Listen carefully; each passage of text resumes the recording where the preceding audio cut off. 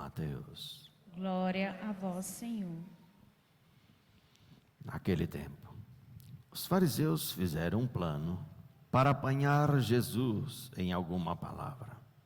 Então mandaram os seus discípulos, junto com alguns do partido de Herodes, para dizerem a Jesus: Mestre, sabemos que és verdadeiro, que de fato ensinas o caminho de Deus. Não te deixas influenciar pela opinião dos outros, pois não julgas um homem pelas aparências.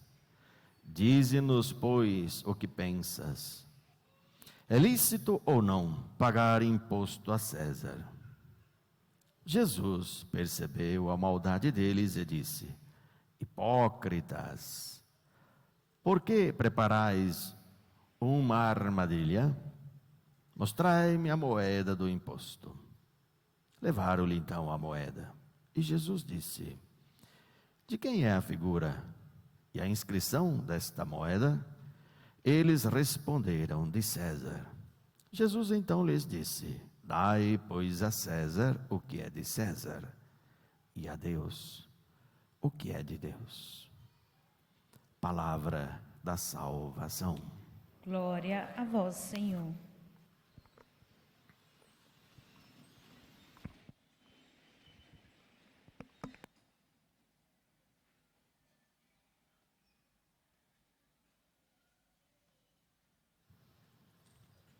O homem é muito engraçado, né? O homem sempre acha que pode enganar a Deus. Nós não podemos, gente. Em toda a história de Israel sempre aconteceu isso. Deus faz um benefício, fala uma coisa, a gente pega aquilo, se apropria daquilo e começa a viver a nossa vida, porque parece que nós temos algo mágico que nos defende. E aqui colocam Jesus Cristo nessa arapuca, nessa armadilha. Ele não tem como sair. Não tem como sair, gente. Vai fazer o quê? Está o povo de um lado e está os romanos de outro. Primeiro começa com elogio. Cuidado com o elogio. O elogio tira o discernimento, hein?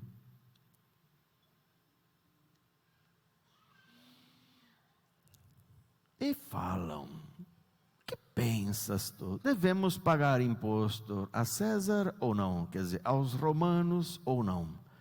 Se ele fala que tem que pagar, o povo mata. Porque o povo não quer pagar imposto. Se ele fala que não, os soldados capturam. Ele não tem o que fazer, mas é Deus. Ninguém pega a Deus. Quem daria uma resposta como essa, hein? E se você ficasse 1000 anos sentado, imaginando uma resposta, você não conseguiria. Dai a César o que é de César, e a Deus o que é de Deus. E ele está falando essa mesma coisa para nós hoje. Para a gente dar o que é de César a César, e a Deus o que é de Deus. O mundo não é ruim, gente. O mundo não é ruim. A única coisa ruim que existe no mundo é o pecado do homem. O mundo é bom. Deus viu que era bom.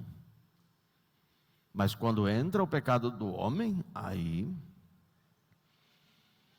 Então, dar a César o que é de César. Você tem que comer, tem que trabalhar. Você é chamado a ser honesto. Você é chamado a viver de tal forma que facilite o país, a sociedade. Não atrapalhe.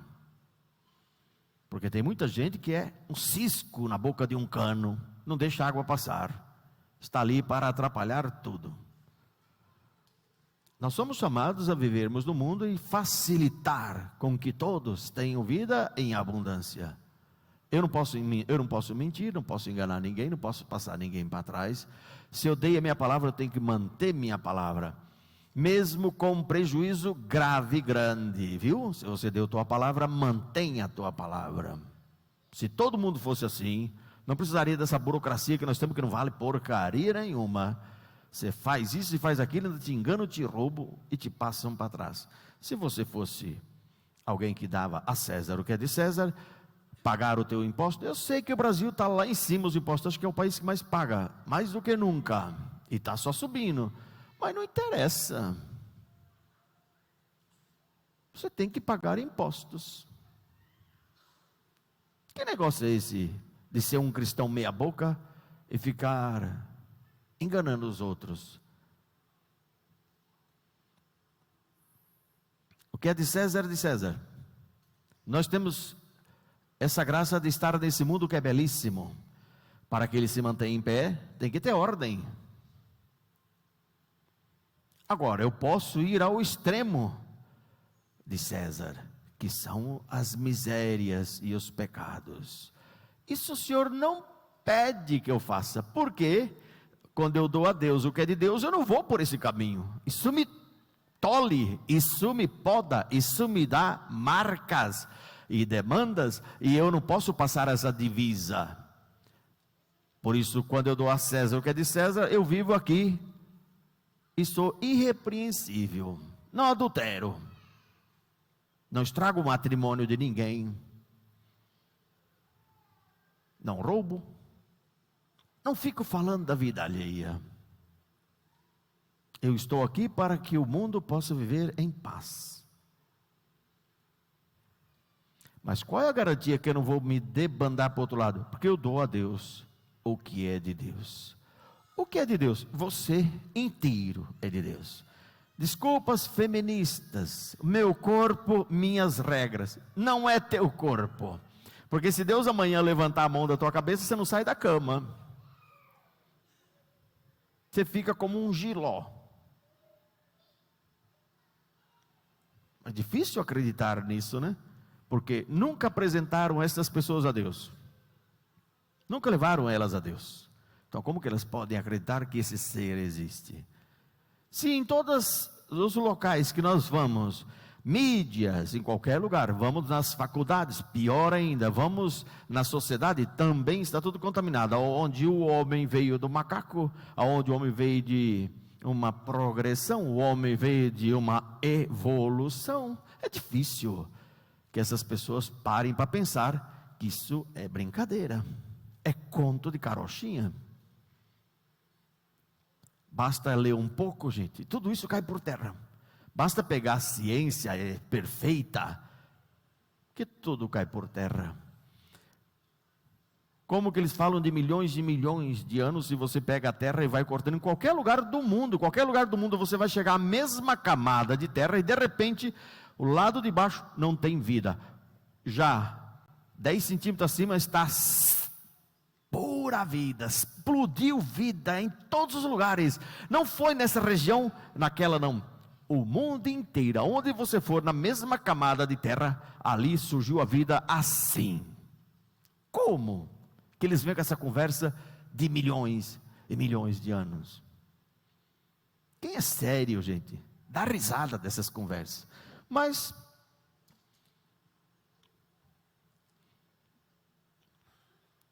uma mentira falada 1000 vezes é verdade, né? O pessoal começa a acreditar. Não falaram que nós viemos da evolução 1000 vezes, já falaram milhões de vezes. Então é difícil de tirar da cabeça das pessoas. Nós somos de Deus, fomos criados por Deus, para Ele. Eu não fui criado para mim. Tanto que a tua infelicidade é quando você vai atrás de você. Você segue a você mesmo, você escuta a você, os seus pensamentos ditam normas, então você se torna sempre frustrado. Quando você deixa Deus te conduzir, tudo está bem. Volta um pouco no tempo e veja, tão simples fazer esses cálculos, né, gente? Você já teve felicidade na vida? Você pode imaginar assim, teve um tempo que eu era mais feliz. Aí você olha, quantos pecados eu cometi nesse tempo? Não, eu era tão inocente, eu era tão bestinha, tão idiota para as coisas do mundo. Então, meu amigo, você acha que na velhice, aonde você só vai pecando, aumentando o pecado, você vai ser mais feliz do que hoje? Você acha que na velhice, quando começar as dores, as doenças, você vai ser mais feliz do que hoje? Muitos já chegaram a essa conclusão. Por isso que já perceberam que a vida não vale nada. Por isso que para poder sobreviver tem que encher o caco. Tem que aproveitar a vida de qualquer jeito. Apareceu uma oportunidade, corra atrás, porque amanhã você morre. Não é assim? Só que quanto mais peca, mais tristeza. Porque quando se peca, começa a se julgar e se condenar. Começa a ter uma tristeza na alma, uma cegueira espiritual. Porque o que causa cegueira espiritual, gente, é só o pecado, não é outra coisa. Não é porque eu não tenho inteligência. Porque Deus se revela a quem Ele quer. Mas Deus se revela em alma limpa. Quando eu peco, eu fico numa cegueira espiritual, gente. Não me venha dizer não. Tinha muita gente aqui que tinha muito mais fé do que tem hoje. Porque pecou mais, hoje não tem fé nenhuma. Ao contrário, fede. O pecado causa cegueira espiritual. Ou você acha que você só tem esses olhos, você não tem outros olhos. Ou você acha que se a Virgem Maria quisesse aparecer agora para mim, eu vou ver com esses olhos. Não é com esses olhos que a gente vê as coisas divinas. Mas se nós andamos em pecado, como é que eu posso ter olhos para ver a Deus?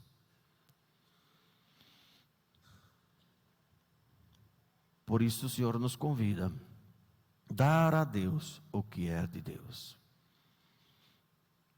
O povo de Israel também pensou lá em muitas passagens da Escritura, mas uma que é mais clássica, né? O Senhor lhes deu a terra e o templo, e a glória de Deus, a Shekinah de Deus desceu no templo, e eles viram a glória de Deus descer no templo. Nossa, ficaram felizes como nunca. Por qual motivo que eles ficaram felizes? Não porque Deus está conosco, nada disso. Porque vamos fazer o cálculo. Judeu é muito de cálculo. Judeu é a pessoa mais inteligente para calcular, viu? Deus prometeu para nós a terra.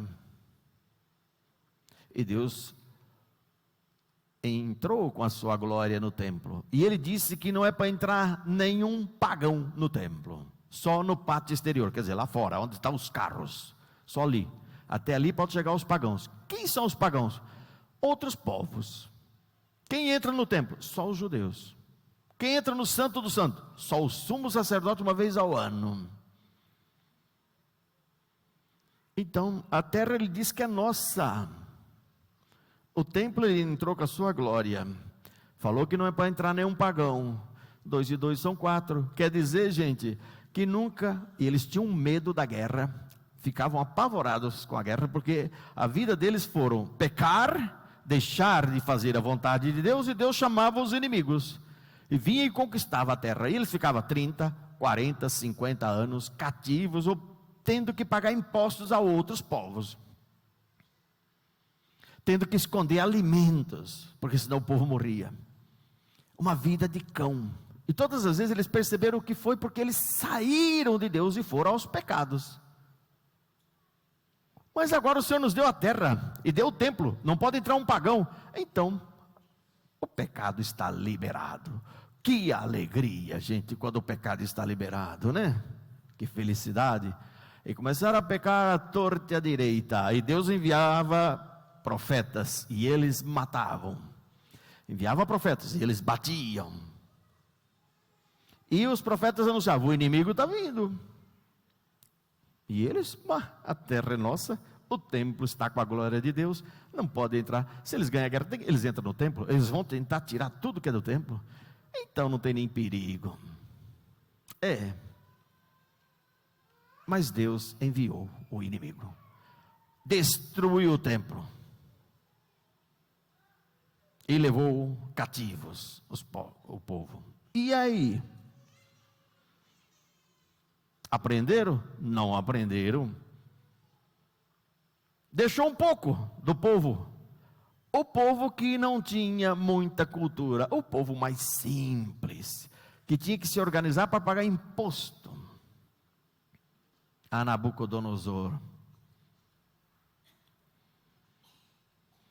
Entre tantos profetas, mais de 600 que diziam: não, o inimigo não vai vir. Falsos profetas que todo mundo gosta, que todo mundo lambe, né? Que todo mundo aplaude. Você gosta de escutar aquilo que está segundo o seu senso, que você pode pecar, você pode fazer o que quiser, Deus é maravilhoso, Deus é lindo, e tudo continua bem.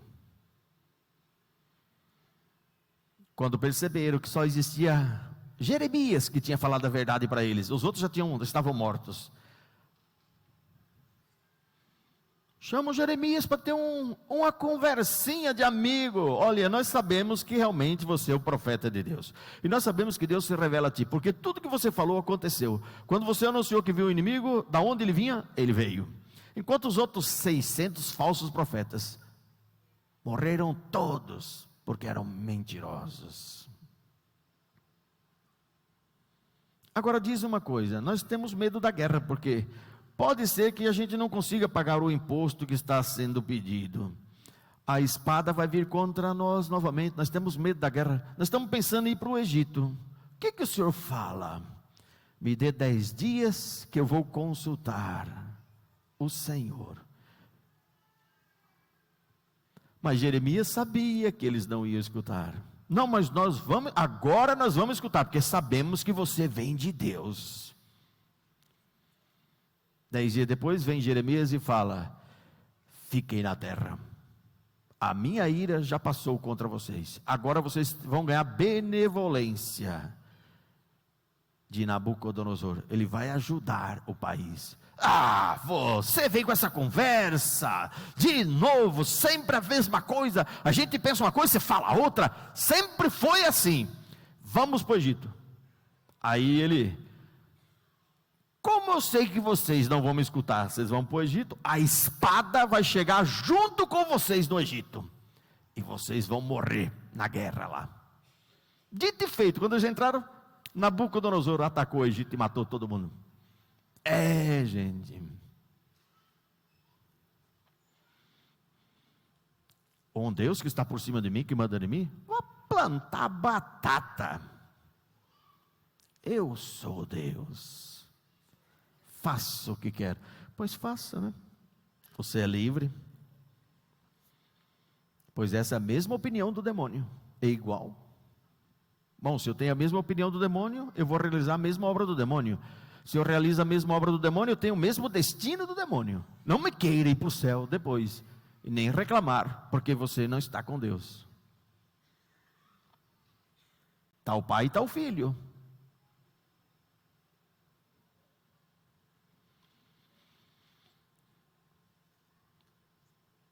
Da mesma forma eu falo para vocês, como profeta Jeremias, igualzinho. Vocês pensam que é tempo de paz? Que vai haver paz? Que a guerra não vai vir até nós?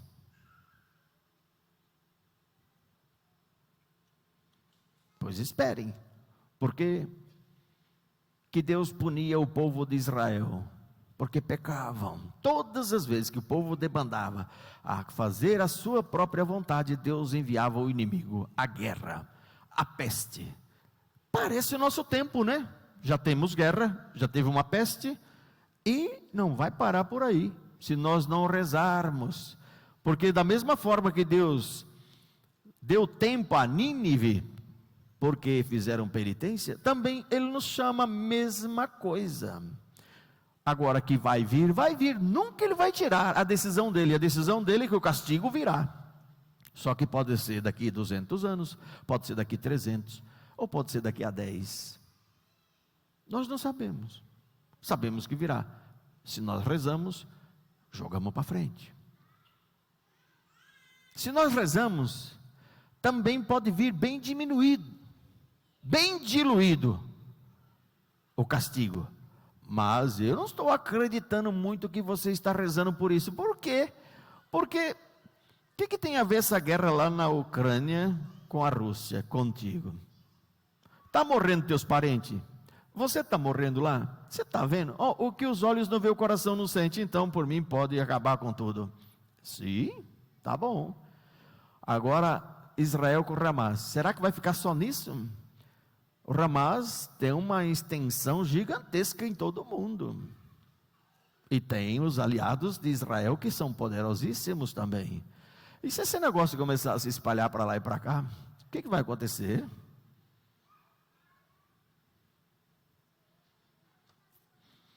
Eu não sei se vocês estão sabendo, né?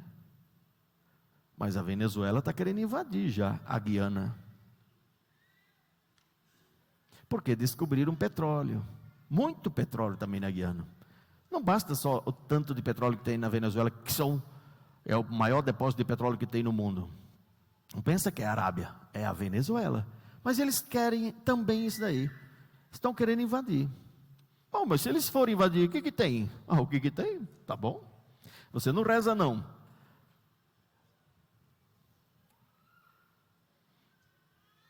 A maioria dos países estão contra a Venezuela. O Brasil não, é a favor agora.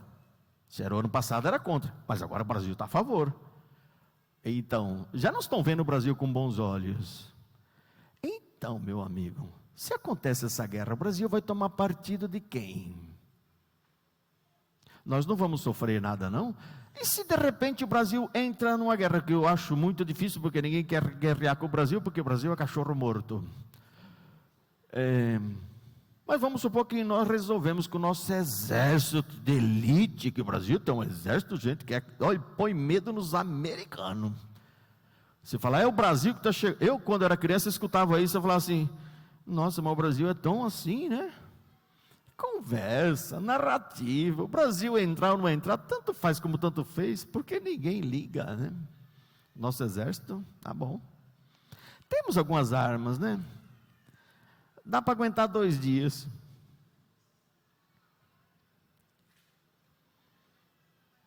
E você está rezando?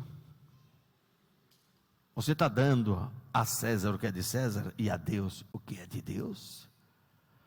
Ou basta você estar vivendo bem aqui, não tem problema, está tudo ok, eu estou ganhando meu dinheirinho, dá para comprar um pouquinho, está mais difícil, as coisas estão ficando caras, mas não interessa, mas está dando, então, que se lixe o mundo. O teu umbigo está grande, né? Só é você. Não tem mais ninguém sofre, né? Meu olho não está vendo, então o coração não sente, então que se lasque todo mundo. E é bom que morra mesmo, né? Que acabe com tudo. Só que isso vai chegar até você. Agora é engraçado, né? Como é engraçado. Deus escolheu o homem para salvar o homem, viu? Tem muita gente aqui esperando que Deus vai intervir, fazer isso ou fazer aquilo. Não, Deus não muda os seus projetos, porque as coisas estão indo em debandada para o abismo. Deus não muda e nunca vai mudar, e nunca mudou, e não é a primeira vez que Deus permite os acontecimentos, e não é a primeira vez que Deus empurra o homem a estes acontecimentos, porque não me conheceram, viraram as costas para mim.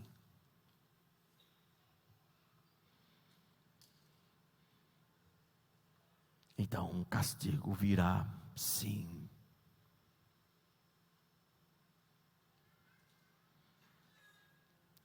Eu não sei se vocês estão sabendo, mas a Rússia, que todo mundo tinha medo da Rússia, está perdendo a guerra. Ela invadiu o território, agora está sendo invadida. Eu estou acompanhando a guerra praticamente 2 vezes ao dia. Está sendo invadida.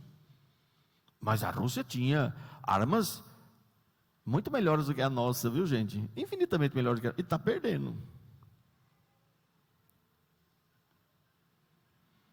Só que tem um problema, ela tem 6.000 bombas atômicas, só isso, né? Só isso, Você acha que um russo, que tem um orgulho que é maior do que o mundo, quando perceber que está perdendo tudo, ele não vai soltar uma bombinha atômica em lugar nenhum?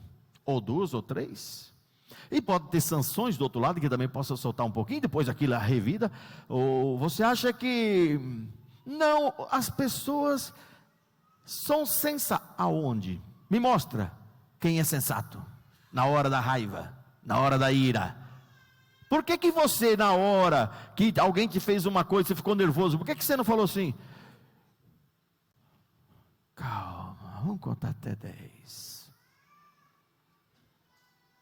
Você mandou o dedo para todo lado, xingou, gritou, o olho ficou estufado. Por quê? Agora, eles lá são diferentes de ti. Essas pessoas que têm poder, o demônio anda com eles, viaja com eles, bebe com eles, dorme com eles e toma banho com eles. O demônio está 24 horas perto deles, para que eles façam miséria. E como Deus, quando percebia que o povo de Israel estava em pecado, e os pecados estavam numa situação bem alta, Deus mandava o castigo. Da mesma forma, em 1917, Nossa Senhora já alertava: a primeira guerra vai acabar, porque o povo estava rezando muito, mas se não rezar mais, e não fizer penitência, virá uma segunda guerra pior.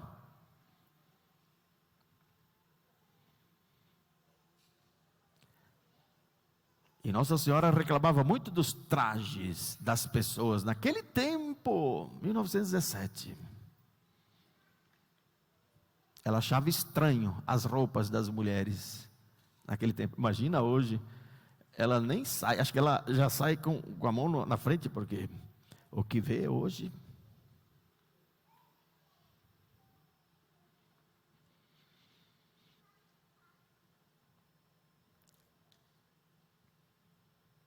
Que o Senhor nos dê a graça de sabermos porque nós viemos ao mundo, né? Você tem uma missão, e a sua missão é belíssima. Deus escolheu salvar o homem pelo homem. A quem muito foi dado, muito será exigido. O que você tem que fazer? Rezar. Mas não tem tempo de rezar, porque você tem um amor na tua vida, e você sabe que o amor da tua vida ocupa o tempo, tira o tempo, te arranca do tempo e te chama a Ele. E o demônio está contratando tudo que é demônio que está vagabundando, porque tem muitos demônios, porque não sei se você sabe, os anjos que decaíram é uma enormidade, muito mais do que gente que existe e já existiu e vai existir. É uma pancada de anjos malignos. Mas o demônio está sem mão de obra, porque ele está ampliando o inferno. A ala dos celulares só cresce. O que tem de gente indo para o inferno por causa dos celulares, porque vê pornografia, se masturba, porque não reza, porque não tem tempo para visitar isso, não tem tempo para fazer nada, está escravo, preguiçoso, porque está ali no seu celular. Então o demônio a vapor constrói esse inferno, porque muitas almas estão caindo, já não tem mais lugar.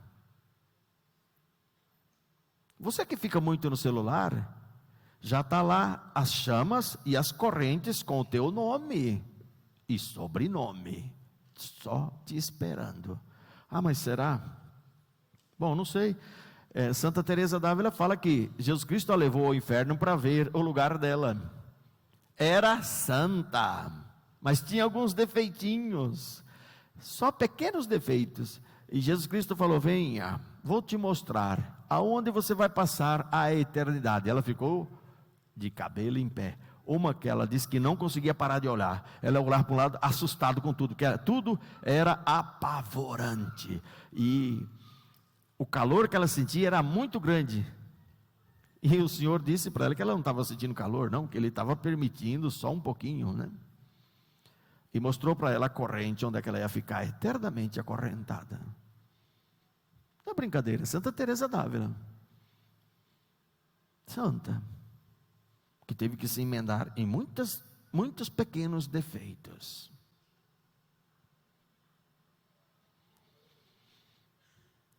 Como Deus não muda as coisas, então nós não podemos inventar, né, gente? Por exemplo, te dou uma dica: a ciência está há mais de 300 anos tentando criar a vida, com minerais, com umidade, com eletricidades, com tudo que eles possam dizer o que é a vida, e jogam descargas elétricas e tudo mais, e nunca construíram uma vida. Perceberam que não dá para criar vida, mas simplesmente a vida surgiu no mundo por um acaso, ninguém sabe o que. Já estão dizendo que foi meteoros que trouxeram vida para a Terra. Mas até hoje não acharam um meteoro que tenha vida. E olha que a ciência examina tudo que é tipo de meteoro que cai na Terra. Mas vamos supor, caiu aqui. E como que surgiu vida ao mesmo tempo em todos os lugares do planeta? Como que foi isso? Não tem explicação? Eu só sei que foi assim, né? Para gerar vida, gente,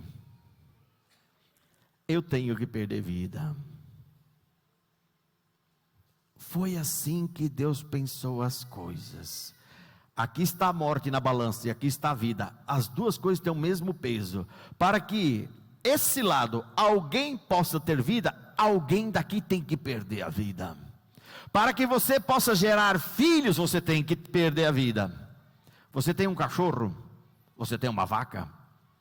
Você já viu a vaca quando ela nunca teve nenhum bezerro? É bonita. Mas depois que ela começa a ter 5, 6 bezerros, está acabada. Teve que morrer. Você vê essas mulheres que tem os filhos, depois que tem os filhos, começa a ficar mais acabada. O peito cai. Começa a ter um problema. Meu amigo, para que tenha a vida, tem que perder a vida. Mas como você não quer perder a vida, só quer ter 2 filhinhos, para ter um peito em pé, vai ter câncer de mama depois. Só isso, vai ter câncer de útero só. Quem não quer perder a vida por Cristo, sim, vai perder. Quem perder a vida por mim, esse a terá. Tão simples de entender, né, gente? Tão complicado para um pagão, que mede tudo por esse momento da vida, pela matéria. Se nós não perdemos a vida, esses que não têm chance de escutar a Deus, de ouvir falar de Deus, nunca entenderam nada sobre o cristianismo, e não entendem bulufas nenhuma da cruz, como que vão ter chance de se salvar? Eu tenho que morrer. Você vai casar, você quer dar uma boa evangelizada, uma turbinada na evangelização, tenha filhos, não precisa fazer mais nada, só tenha filhos, tenha 15 filhos para ver. Não tem padre Angeloto, não tem padre ninguém, não tem nem o Papa que evangeliza mais do que você. Onde você chega, causa escândalo, gente. Porque a novidade do Evangelho causa escândalo, sempre causou escândalo, sempre foi algo fora do normal. Todo mundo vai ter inveja de ti, vão falar de ti, vão te arrebentar. Até o padre da tua paróquia vai falar mal de ti. Até aqueles que deveriam falar, nossa, que exemplo, que eu já vi isso acontecendo, padre se levantar contra, você é muito tarado, onde tem juiz um homem desse, falar um negócio desse?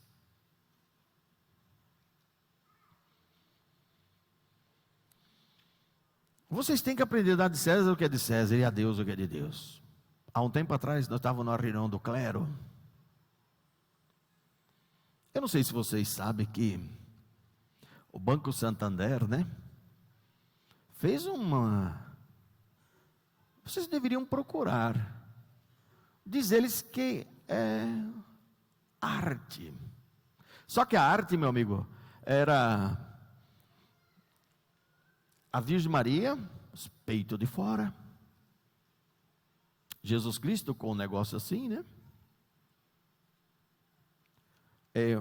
Várias cenas de relação sexual, o homem com a mulher, com o santo, a hóstia consagrada toda sendo suja. Esse foi o babado.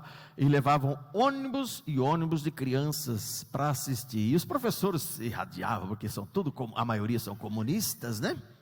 Pulando de alegria. Santander fez isso, o Banco Santander fez isso. Pois você acredita que eles foram na reunião do clero com a cara de pau, pedindo para que todo o clero aqui de Brasília colocasse as suas contas no Banco de Santander? Olha, eu não vi ninguém reclamando, todo mundo lá, né? Tudo bem? Eu levantei e falei, escuta, não foram vocês que fizeram isso? Foi um erro. era uma obra de arte que não deu muito certo. Ué, só atacaram a igreja católica, só atacaram Nossa Senhora, só atacaram Jesus Cristo, só atacaram a missa, só isso. Tudo com expressão sexual bem avantajada. Procurem que vocês vão ver. Ninguém falou nada.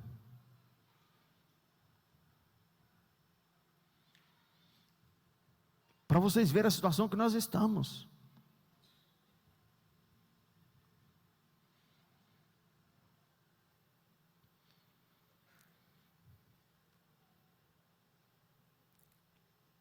Você foi chamado por Deus para rezar pelo mundo. Você foi chamado por Deus para se oferecer pelo mundo. Você foi chamado por Deus para fazer penitência pelo mundo. Senão, a guerra vai vir e não vai demorar. Não está tão difícil, gente, virar uma guerra mundial. O que está segurando são os muitos rosários que muita gente está rezando pelo mundo afora. Mas você não tem tempo, né? O umbigo é muito grande. Quando você tem um tempo para rezar, você vai rezar pela santa, maravilhosa saúde. Sempre a saúde de todos da tua família. Sempre. A tua saúde, teu bem-estar, teu dinheiro, um outro emprego que eu ganhe mais, né? Sempre. Sempre infeliz, sempre triste, falso católico.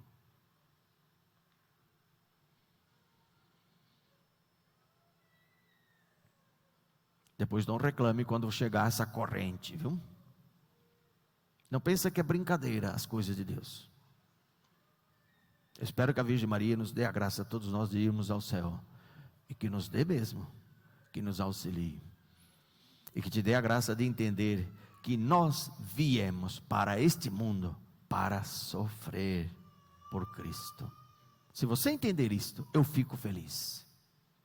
Se você não entender, dificilmente você se salvará. Nós estamos no final dos tempos. Nós entramos no final dos tempos. De agora em diante, cuidado com aquilo que vocês escutam a respeito de Deus. As coisas vão mudar drasticamente. A igreja vai mudar. Mas a igreja de Cristo sempre ficará de pé. Pequena, de pé. Agora toma cuidado. Você vai encontrar de tudo, até dentro da igreja. Você vai poder pecar à vontade, você vai poder fazer isso, fazer aquilo, você vai vir para comungar normalmente, porque eles vão dar comunhão para qualquer um. Vai ser liberado como se fosse um biscoito.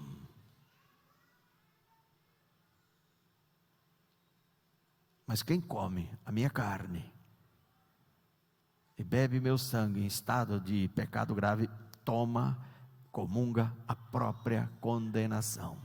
Eles não vão falar isso para vocês, de jeito nenhum, porque eles não são de Deus, nunca conheceram a Deus. Eles podem ser o que sejam dentro da igreja, não são de Cristo.